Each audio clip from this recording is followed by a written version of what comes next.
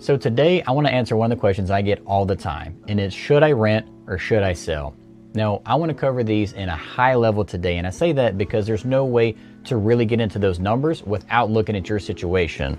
Renting has a lot of components to it. It's a lot of numbers, and you're also looking at it over years, whereas selling happens at a point in time. So it's a little bit easier to kind of look at that. However, I'm going to show you just at a high level both sides so you know at least what to look for. But as always, if you have questions, reach out. We'd love to walk through this exercise with you. Okay, so let's start out looking at the rental analysis. So this is a worksheet we use with our clients. It starts with the purchase terms. So we're going to have the fair market value for the property. We're going to have the discount and what your actual purchase price is.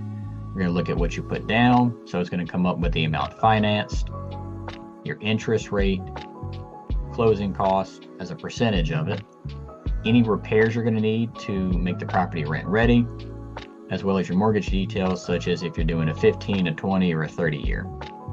When you look at all these together, it's going to come up with your monthly and your annual mortgage payments. Now, in terms of the principal pay down versus your interest, that is going to be calculated into your return. We'll kind of show you that at a high level later. So after we figure out our mortgage payment, we're going to look at our rental income, starting with just the gross rent that you're going to receive from it. You're also going to look at the vacancy rate. And the vacancy is how much you're going to put aside for when the property is vacant. So typically we would estimate somewhere between 1 and 3 weeks that it takes to rent it.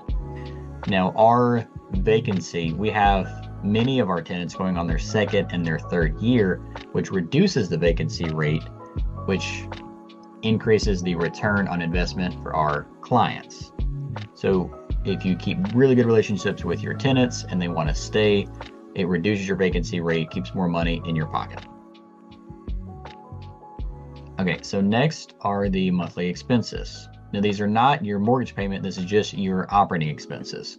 So you have your property management fee. If you choose to hire a professional company to manage it, if you want to manage it yourself, then you can just flip this to zero.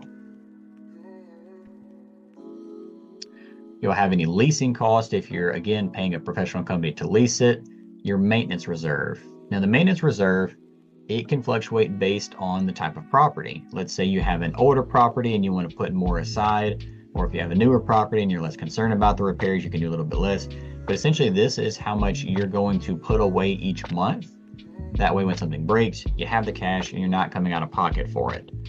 My recommendation is always just let the money build up when you initially start renting it, all of it. And so that way you have that cushion. From there, you can start pulling money out, but you can always maintain a reserve. That way, when something breaks, again, you have the money to pay for it.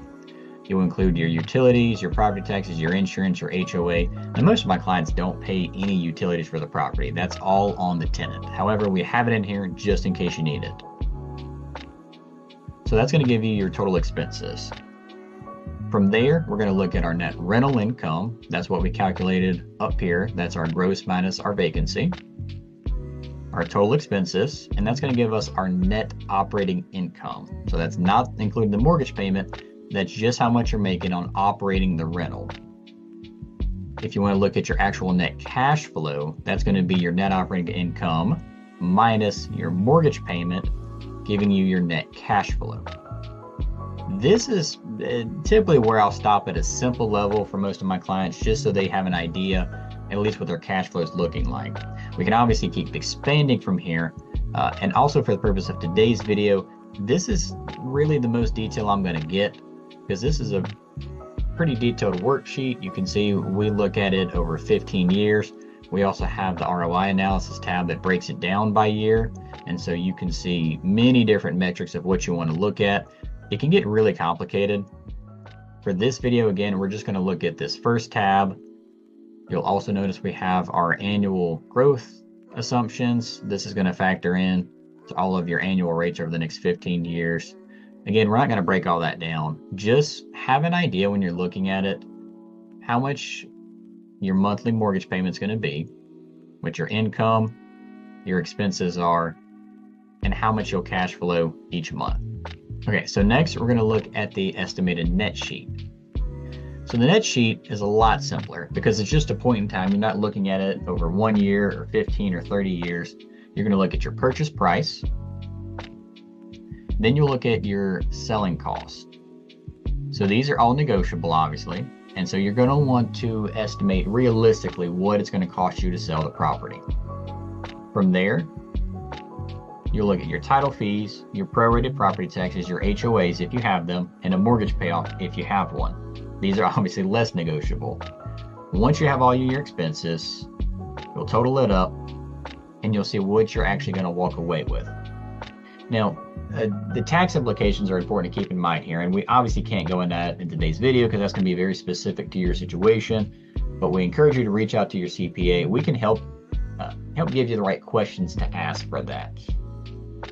But either way, this is where we'll stop for today's video.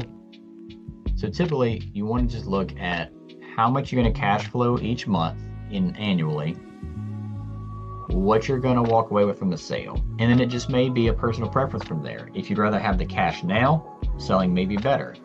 If you'd rather maybe defer that and rent it for a few years, have a little cash flow, build up a little more equity and sell it then, that's also an option. It really depends on what's a good situation for you. Another consideration though I've had with some clients is I've had some who have only owned the home for maybe 1 or 2 years, and they did an FHA loan. They only put 3.5% down. Now, while that's a great opportunity for someone to become a homeowner, it's not that great when you're looking to rent the property, because what typically happens is there's not enough of a cushion between their mortgage payment and the rent that they're going to receive for them to actually cash flow each month. If you go into your home purchase and you're putting 20% down, then you're going to have a little more cushion between your rental proceeds and your mortgage payment. So it's going to be easier to cash flow. But these are all things we can look at together. If you have any questions, feel free to reach out to us. We'd love to walk through this exercise with you. And as always, if you enjoyed this video, please like and subscribe for more. Also, we have a great video if you are thinking of renting on the responsibilities of a landlord. We compare all of the responsibilities of what you're going to go through renting, as well as potentially outsourcing that to a property management company. It's a good video. Check it out.